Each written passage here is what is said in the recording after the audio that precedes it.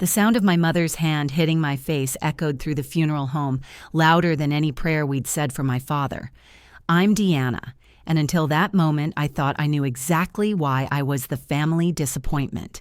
28 years old, working myself to death as a medical resident while my younger brother Wyatt carried on the family legacy at my father Vernon's insurance firm. My mother Colette had made it clear for years that I'd chosen strangers over family, medicine over money, independence over duty. But 20 minutes later, when the funeral director mentioned poison in my father's autopsy report, I watched my mother transform from grieving widow to prime suspect, and suddenly that slap across my face became the least shocking thing that happened at my father's wake. The morning had started like any other terrible day in what had been the worst week of my life. My father Vernon had died of a sudden heart attack 5 days ago. 54 years old, never smoked, ran 3 miles every morning, and dropped dead in his home office with his coffee still warm on the desk. My mother found him slumped over his keyboard, quarterly reports scattered across his desk like he'd been working right up until his heart gave out. I hadn't spoken to him in 3 weeks. Our last conversation was another argument about my career choices, about how I was wasting my potential in emergency rooms when I could be building an empire with him. "Deanna, you're brilliant," he'd said, his voice tight with frustration. "Why do you insist on throwing that away to patch up strangers who won't even remember your name?" I'd hung up on him. Those were the last words my father ever said to me, and I hung up on him. Now I stood in the entrance of Riverside Funeral Home, still wearing my scrubs under my black coat because I'd come straight from a 16-hour shift. My hands smelled like hospital disinfectant no matter how many times I'd washed them.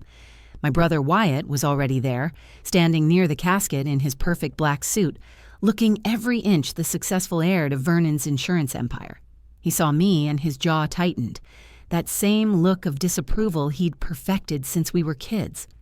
My Aunt Nadine, my mother's sister, stood with a cluster of relatives near the memorial photo display. She was whispering to our cousin, but her voice carried in that way grieving relatives' voices do when they think they're being discreet. Poor Colette found him, you know. Can you imagine walking in on that? Your husband of 30 years, just gone? The funeral home was packed with people from my father's life that I barely knew anymore. Business partners, golf buddies, church friends, neighbors who remembered when the Vernon family was complete, when we still pretended to be happy. The closed casket sat at the front of the room surrounded by white roses and carnations, because my mother insisted an open casket would be too traumatic after the autopsy. Wyatt walked over to me, his footsteps deliberate and heavy. "Surprised you could make it," he said, not bothering to lower his voice. "Dad would have appreciated you showing up more when he was alive." "I was saving lives," I shot back, the familiar defensive anger rising in my throat. "Right. Strangers' lives, while your own father's heart was giving out from the stress of having a daughter who couldn't spare him a single Sunday dinner in 6 months. That's when I saw my mother. Colette stood by the guest book, her black dress impeccable, her makeup perfect despite her grief. She'd been greeting guests with that practiced widow's grace, accepting condolences with just the right mixture of sadness and strength. But when she saw me signing my name in the guest book, something shifted in her face. Her carefully composed features twisted into something raw and ugly. She moved toward me with purpose, her heels clicking against the funeral home's marble floor like a countdown to disaster. The room seemed to sense the incoming storm because conversations started dying off, heads turning our way. "How dare you," she said, her voice starting low but building with each word. "How dare you show your face here?" "Mom, please," I started, but she was already raising her hand. The slap came fast and hard, snapping my head to the side. The sharp crack of palm against cheek seemed to freeze time for a moment. Every single person in that funeral home turned to stare at us. My cheek burned, and I could already feel the heat spreading across my face, knew there would be a perfect red handprint there for everyone to see. "You killed him with stress," my mother screamed, her composure completely shattered now. "All those fights about your career, disappointing him every single day. You killed your father, Deanna. You killed him just as surely as if you'd stopped his heart with your own hands." The room was silent except for my mother's ragged breathing. My hand went to my burning cheek, and I looked around at the faces of my family, my father's friends, waiting for someone, anyone, to step in. Instead, I saw nodding heads. I saw agreement. I saw verdict delivered and accepted. And that was just the beginning of the worst hour of my life. The sting on my cheek was nothing compared to the weight of 60 pairs of eyes judging me in that funeral home. I stood there, hand still pressed to my face, trying to process how I'd become the villain at my own father's wake. Let me take you back to 3 hours earlier when I'd gotten the call to come to Riverside Funeral Home. I'd been in the middle of stitching up a teenager who'd crashed his skateboard, my hands steady despite running on 2 hours of sleep. The ICU had been slammed all week, and I'd volunteered for extra shifts because staying busy meant not thinking about the last conversation with my father. The chief of emergency medicine had actually ordered me to leave, said I looked like death myself, and that's when I'd finally changed into the black dress I'd kept in my locker for 5 days, unable to face what it represented. The drive to the funeral home took me through our old neighborhood in suburban Detroit, past the house where I'd grown up. The Vernon family home stood on Maple Street like a monument to success, all red brick and white columns, the lawn manicured to perfection even now. My father had built his insurance empire from nothing, starting with a single office above a pizza shop and growing it into Vernon Insurance Group, 12 offices across Michigan, 300 employees who all knew his name. Vernon was supposed to be immortal. That's how it felt growing up. He was the man who never missed a day of work, who did 200 push-ups every morning, who ate salmon and quinoa before it was trendy, because he'd read some study about heart health. The irony wasn't lost on me now, a medical resident whose father died of the very thing he'd spent decades trying to prevent. Walking into Riverside Funeral Home was like entering a stage where everyone knew their roles except me. The space was elegant in that oppressive way funeral homes always are, all burgundy carpets and dim lighting, heavy curtains that seemed to absorb sound and hope equally, white flowers everywhere, their sickly sweet smell mixing with expensive perfume and old wood polish. My brother Wyatt had been holding court near the casket, accepting condolences like he was already the new head of the family. At 25, he looked exactly like our father had in the photos from his early business days. Same strong jaw, same calculating eyes, same way of shaking hands that made you feel like you were entering a contract. Wyatt had joined Vernon Insurance straight out of college. No rebellion, no questions, just stepped right into the path our father had laid out for him. Vernon was so proud of that boy, I heard someone say, following in his footsteps perfectly. The company's in good hands. My mother Colette moved through the crowd like a professional widow, which sounds cruel, but that's exactly what it looked like. Every gesture practiced, every tear perfectly timed. She'd married my father when she was 22, straight out of college with a degree in art history she'd never used. For 30 years, she'd been Mrs. Vernon, the perfect corporate wife, hosting dinner parties that sealed deals, remembering every client's spouse's name, playing golf at the country club with the other wives while their husbands built empires. Colette's being so strong, Aunt Nadine kept telling people. She found him, Wednesday morning, made his breakfast as usual, and when he didn't come down, she went to check on him. There he was in his study, slumped over his desk. She tried CPR, but it was too late. The closed casket dominated the front of the room, polished mahogany that caught the light from the crystal chandelier above. The funeral director, Mr. Hendricks, a tall man with gray hair and permanently sympathetic expression, had suggested an open casket initially. But Colette had refused, said she wanted people to remember Vernon as he was in life, not touched up by morticians. The autopsy had been mandatory given his age and sudden death. Just routine, everyone said. Natural causes, everyone assumed. Above the casket hung a portrait of my father from last year's company Christmas party. He was smiling, wearing the red tie I'd given him for his birthday, the one he'd said was too flashy but wore anyway. He looked healthy, successful, alive. Nothing like a man whose heart was about to give out. The relatives clustered in familiar patterns. My father's business partners stood in one corner, discussing the future of Vernon Insurance in hushed tones that weren't quite hushed enough. "Wyatt's ready," one said. Vernon made sure of that. My mother's family occupied another section, a sea of black dresses and careful makeup. They kept glancing at me with those looks that said they knew something, had been discussing something, had reached some conclusion about me before I'd even arrived. That's when I'd made the mistake of signing the guest book, thinking I could slip in quietly, pay my respects, and leave before anyone noticed. But Colette had been watching for me, waiting for me, and the moment my pen touched that paper, she'd started her march across the room. Now, in the aftermath of that slap, the entire careful orchestration of the wake had stopped. The professional widow was gone, replaced by something raw and dangerous. My cheek throbbed as I stood there, watching my mother's chest heave with rage, her perfect makeup starting to crack. "Mrs. Vernon," someone whispered, "perhaps we should step outside." But my mother wasn't done. She had an audience now, and 30 years of resentment was about to pour out in front of everyone who'd ever mattered to my father. "You killed him with stress," my mother repeated, louder this time, making sure every person in that funeral home heard her accusation. 3 heart medications, Deanna. 3. Your father was on 3 different pills just to keep his blood pressure stable. And do you know when that started? Right after you rejected the partnership position he created specifically for you.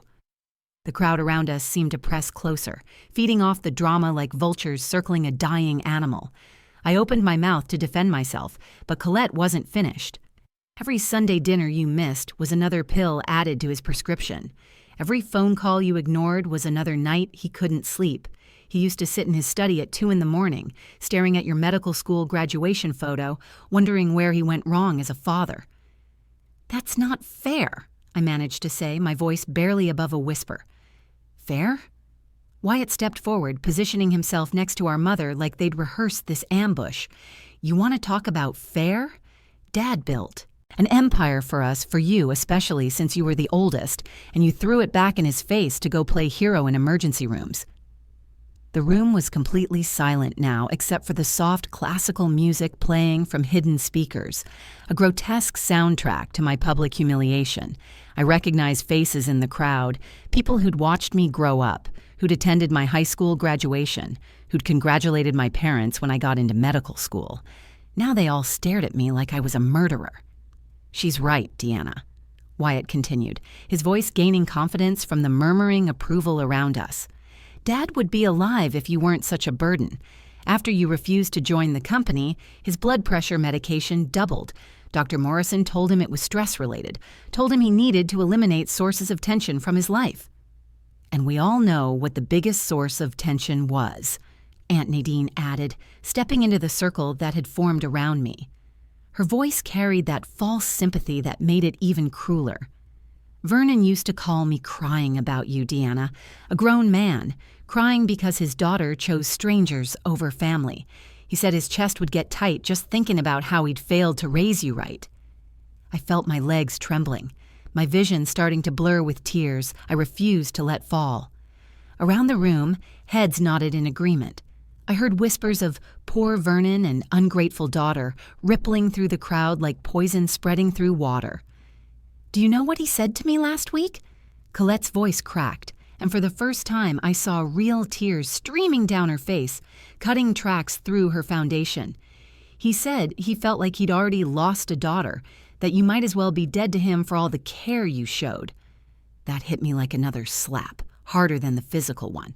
My father had said I was dead to him, the man who'd taught me to ride a bike, who'd stayed up all night helping me with calculus homework, who'd driven 6 hours to surprise me at my white coat ceremony. "Mom, please, not here," I begged, looking around at the audience we'd attracted. Mr. Hendricks, the funeral director, was hovering at the edge of the crowd, clearly unsure whether to intervene. "No, let her say it," Wyatt said, his voice cold. "Someone needs to. Dad spent the last 3 years of his life worrying himself sick over you. Every time you missed a family event for work, every time you canceled lunch plans, every time you sent his calls to voicemail, it was another crack in his heart." "I was saving lives," I said, the familiar defense sounding hollow even to my own ears. "Were you?" Colette laughed, but it was bitter, ugly. "Were you really saving lives, or were you just running away from the life that was already here, waiting for you? Your father offered you everything, a position in the company, financial security, a chance to work alongside your family. But that wasn't good enough for Dr. Deanna, was it? The crowd pressed closer, and I felt like I was suffocating. The smell of funeral flowers became overwhelming, that sickly sweet scent of death and formality. I could see my father's portrait above the casket, his eyes seeming to stare down at me with disappointment. His last physical showed arterial damage, Wyatt announced to the room like he was presenting evidence in court. The doctor said it was consistent with chronic stress. Chronic, Deanna, years of it. And what's been the constant source of stress in Dad's life for the past 5 years?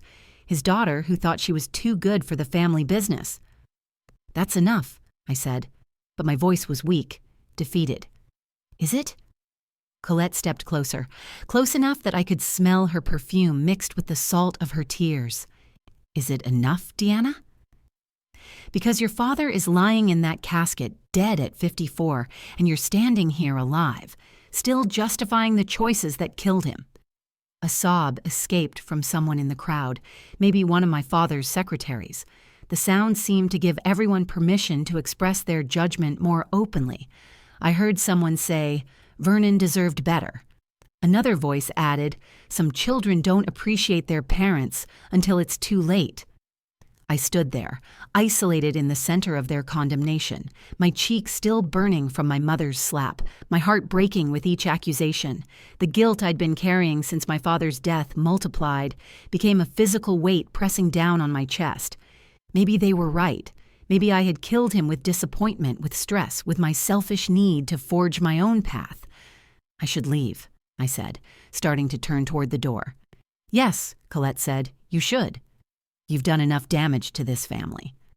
But before I could take a step, Mr. Hendricks cleared his throat loudly, stepping into the circle with an expression that had shifted from sympathetic to urgent. "Mrs. Vernon," he said, his formal voice cutting through the emotional chaos. "I apologize for the timing, but the medical examiner insisted I inform you immediately. There's something about your husband's autopsy results we need to discuss." Mr. Hendricks stood there holding a manila envelope, his face grave in a way that had nothing to do with the usual funeral director sympathy. The crowd that had been closing in on me took a collective step back, suddenly aware that something bigger was happening. "Can't this wait?" Colette snapped, wiping her tears with a handkerchief, trying to reassemble her composure. "We're in the middle of a family matter." "I'm afraid it cannot wait, Mrs. Vernon. The medical examiner was quite insistent. Perhaps we should speak privately in my office?" Colette's face flushed with indignation. "Whatever you have to say can be said here. We're all family and friends. Vernon had no secrets from anyone in this room." Mr. Hendricks hesitated, looking around at the 60-some people, staring at him expectantly. "Mrs. Vernon, I really must insist we discuss this privately first." "Just say it," Wyatt demanded, moving to stand beside our mother. "We're about to bury my father. Whatever bureaucratic paperwork you have can't be more important than that." The funeral director shifted his weight, clearly uncomfortable. He looked at me for some reason, maybe because I was medical personnel, maybe because I was the only one not actively demanding he speak. Then he opened the envelope. "The autopsy revealed something unexpected in your husband's system," he began carefully. "The toxicology report, which is routine in sudden cardiac deaths, showed traces of a substance that shouldn't have been there." "What kind of substance?" I asked, my medical training overriding my emotional turmoil. "What did they find?" "Ethylene glycol," Mr. Hendricks said quietly, but in the silent room it might as well have been shouted. I felt my blood turn cold. "That's antifreeze," I said automatically. "Ethylene glycol is the primary component in antifreeze." The room erupted in gasps and whispers. Colette's face went from flushed to ghost white in seconds. "That's impossible," she said, her voice shaking. "Vernon had a heart attack. The hospital said it was a massive myocardial infarction, natural causes. The ethylene glycol likely triggered the cardiac event," Mr. Hendricks explained, consulting the papers in his hand. "According to the medical examiner, the levels found suggest repeated exposure over a period of several weeks, possibly longer." "You're saying someone poisoned my father?" Wyatt's voice cracked like he was 15 again. I'm saying that's what the autopsy found. The police have been notified, as is protocol in these situations. They'll be arriving shortly to begin an investigation. The entire dynamic of the room shifted. The crowd that had been condemning me moments ago now looked at each other with suspicion and fear. I watched my mother sway on her feet, grabbing Wyatt's arm for support. "This is insane," Colette said. "Who would want to hurt Vernon?" Everyone loved him. He was respected, successful, generous with his employees and friends. "Mom," I said, my mind racing through the medical implications, "ethylene glycol poisoning isn't usually random. The person would need access to Dad's food or drinks regularly. It's sweet-tasting, easy to hide in coffee or juice or protein shakes." Colette's eyes widened. "Protein shakes," she whispered. "What about them?" Wyatt asked. "Vernon drank one every morning," Aunt Nadine said slowly, realization dawning on her face. "Colette, you made them for him. Every single morning you insisted on making his special shake." All eyes turned to my mother. She stood there, mouth opening and closing like a fish gasping for air. "You can't possibly think," she started, then stopped. "I made his shakes. Yes, but I would never, could never. He was my husband for 30 years. You were also the beneficiary of a $3 million life insurance policy," someone in the crowd said. I couldn't see who, but the words hung in the air like an accusation. "That's standard," Colette protested. "Every successful businessman has life insurance. Vernon insisted on it." "But you increased it just last month," Aunt Nadine said, stepping away from her sister. "You told me Vernon had finally agreed to bump up the coverage, said it was for estate planning." Wyatt was staring at our mother now, his face a mixture of confusion and growing horror. "Mom, Dad mentioned his shakes tasted different recently. He complained about it at the office. You said you'd change the brand to something healthier." "I did change the brand." Colette's voice was rising, panic evident. "It was a new organic blend from the health food store. Better ingredients, more vitamins." "Where did you buy it?" I asked, my investigative instincts as a doctor taking over. "Do you have receipts?" "The container? I threw it out when it was empty. Last week. The trash has already been collected." "How convenient," I thought but didn't say. The crowd was murmuring now. People backing away from Colette like poison might be contagious. "Mrs. Vernon," Mr. Hendricks said, "the police will want to speak with you when they arrive. They'll have questions about your husband's routines, his diet, who had access to your home." "This is insane," Wyatt said, but his voice lacked conviction now. "Mom, tell them this is crazy. Tell them you didn't do this."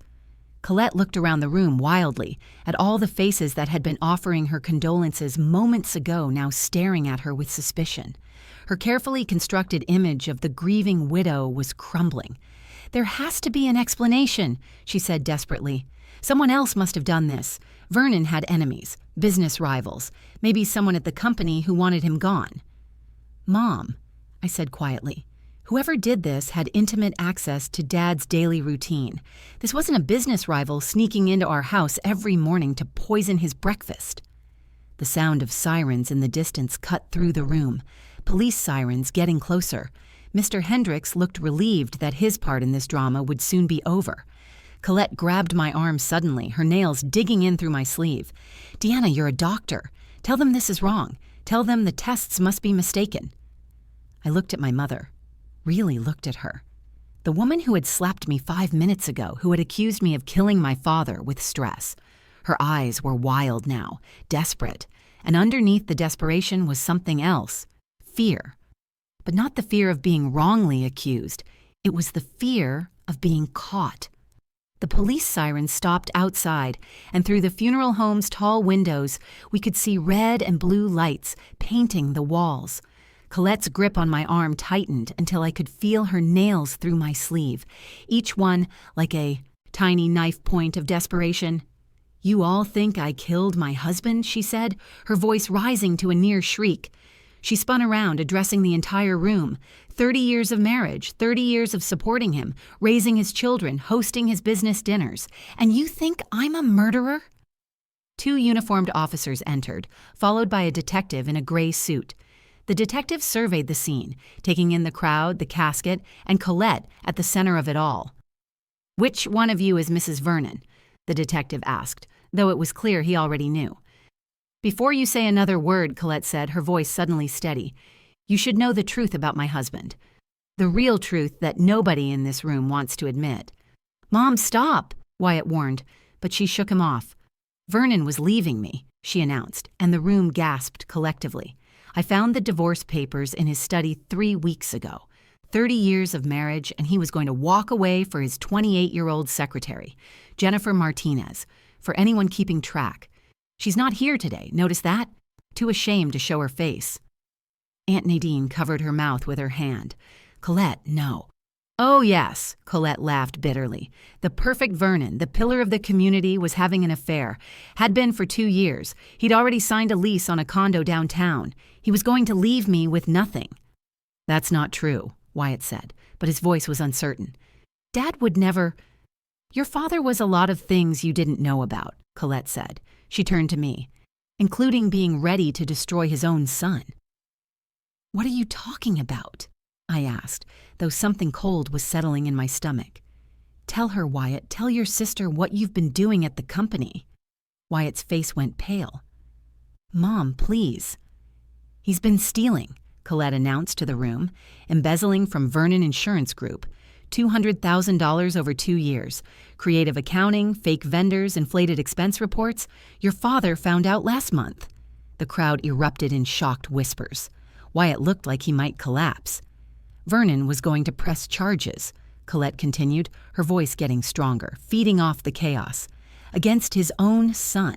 He said Wyatt needed to learn consequences, that jail time would build character. Can you imagine? Sending your own child to prison?" "So you killed him?" I asked, the pieces falling into place with horrible clarity. Colette's eyes locked on mine. "I was trying to save our family. Without Vernon's reputation, we'd have nothing. If he divorced me and prosecuted Wyatt, everything would be destroyed. The company would fail. The family name would be ruined." "You poisoned him to protect Wyatt?" The detective stepped forward, pulling out a recorder. "Mrs. Vernon, I need to advise you of your rights." "I didn't mean to kill him," Colette shouted, and the room went completely silent. "I only wanted to make him sick. Just sick enough that he'd need me again, that he'd remember who had stood by him all these years. The doses were tiny, measured carefully. It was supposed to be manageable." "Mom, stop talking," Wyatt begged, tears streaming down his face. But Colette couldn't stop now. The truth was pouring out like poison from a wound. "Every morning I put just a little in his protein shake, just enough to make him weak, to make him dependent. I researched it online, used the computer at the library so it couldn't be traced. Ethylene glycol in small doses causes confusion, weakness, makes someone need care. I thought if he needed me to take care of him, he'd forget about Jennifer, forget about the divorce." "You researched how to poison our father?" I couldn't believe what I was hearing. "I researched how to save our family," Colette screamed. "Do you know what it's like to give someone 30 years of your life and have them throw you away like garbage? To find out your husband is planning a future that doesn't include you? To know your son is going to prison because his father cares more about principles than family? So you killed him," the detective said flatly. "You slowly poisoned your husband to death." "The last dose was too much," Colette said, her voice breaking. "Tuesday night, I was emotional, angry. He'd been texting her at dinner, right in front of me, smiling at his phone like I was invisible. So I put more in his evening tea. I just wanted him to get sick enough to go to the hospital, to need me there beside him. Instead, he died at his desk," I said, feeling sick myself. "I found him the next morning," Colette sobbed. "I tried CPR. I called 911. I did everything I could, but it was too late. The stress on his heart from weeks of poison, combined with that last dose, it was too much." Wyatt had collapsed into a chair, his head in his hands. The crowd of mourners had pressed themselves against the walls, as far from Colette as they could get while still being in the room. "You let everyone blame me," I said, my voice hollow. "You stood there and let everyone think I killed him with disappointment when you were literally poisoning him." "You did disappoint him," Colette said viciously. "That part was true. Every time you rejected the family business, it broke his heart. No, a new voice said from the back of the room. Mr. Hendricks stepped forward, pulling another envelope from his jacket. I wasn't going to share this until after the service, but given the circumstances, Dr. Vernon, your father left this for you with his will. He handed me a sealed envelope with my name on it in my father's handwriting. I opened it with shaking hands and read aloud. Deanna, if you're reading this, something has happened to me. I need you to know that I am so proud of you, prouder than I ever managed to say. You chose to save lives instead of selling insurance, and that takes a courage I never had. I've been planning to tell you in person, but I'm a coward who keeps putting it off. I'm setting up a fund for a free clinic in your name. It's my way of saying I was wrong.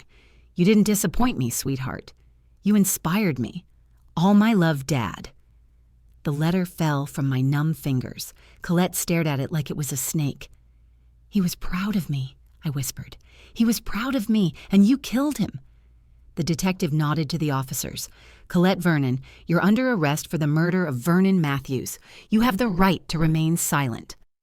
As they handcuffed my mother, she looked at Wyatt one last time. I did it for you, she said. Everything was for you. But Wyatt couldn't even look at her. None of us could. The funeral home emptied quickly after the police took my mother away in handcuffs. The same people who had been ready to condemn me an hour ago now couldn't look me in the eye as they filed past, mumbling apologies or saying nothing at all. The wake for my father had turned into a crime scene, yellow tape blocking off the refreshment table where investigators were collecting the coffee and tea for testing. Wyatt and I sat alone in the front row, staring at our father's casket. Neither of us had spoken for 20 minutes. Finally, he broke the silence. I'm going to turn myself in, he said, his voice raw, for the embezzlement. Dad was right. I need to face the consequences. How much did you really take? I asked. $212,000. Started small, just a few thousand here and there, to cover gambling debts. Then it became easier, and I couldn't stop. Dad found out 3 weeks ago when he was reviewing quarterly reports. The disappointment in his eyes was worse than any anger would have been. I thought about all those family dinners where Wyatt was praised as the golden child, the one following in Dad's footsteps, while I was the black sheep who abandoned the family business. The irony was suffocating. Mom knew? I asked. She found out the same day Dad did. He told her he was filing charges, that I needed to learn accountability. That's when she started the poisoning. God, Deanna, she killed him for me. Our father is dead because I'm a thief and she's a murderer. 3 months later, I stood in a courtroom as my mother was sentenced to 15 years in prison for voluntary manslaughter. She'd pleaded guilty to avoid a trial, her lawyer arguing that it was a crime of passion, that she'd never intended to kill Vernon. The judge didn't buy it. Premeditation is premeditation.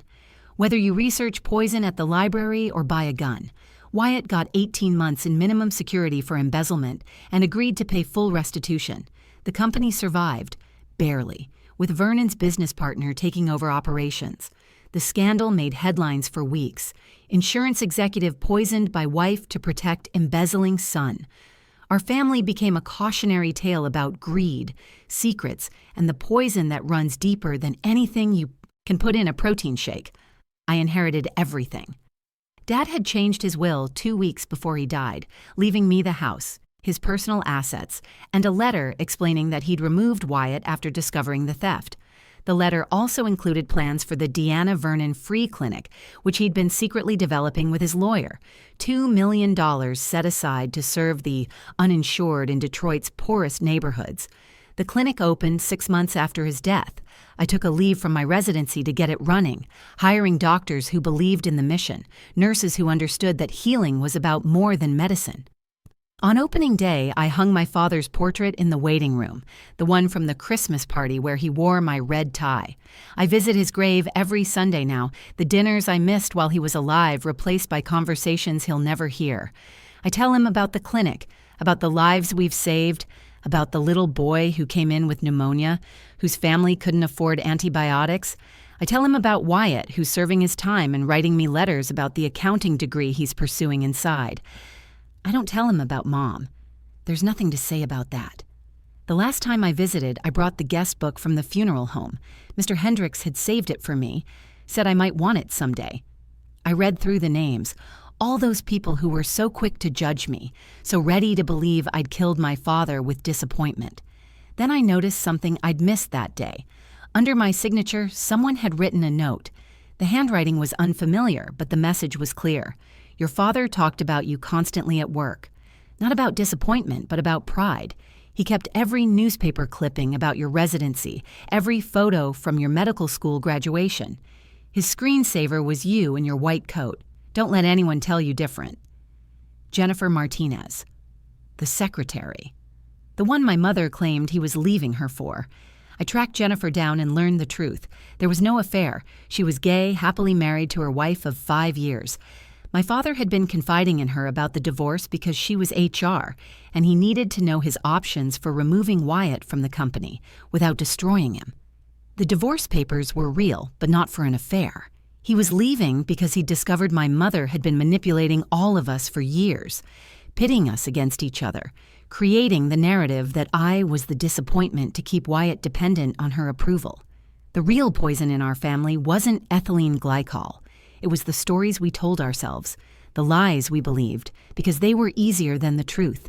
My mother had convinced herself that controlling everyone would keep us together. Wyatt had convinced himself that stealing was justified because he was the favored son. I had convinced myself that staying away was protecting my father from disappointment. But the truth was in that letter my father left me. He was proud. He was planning to bridge the gap between us.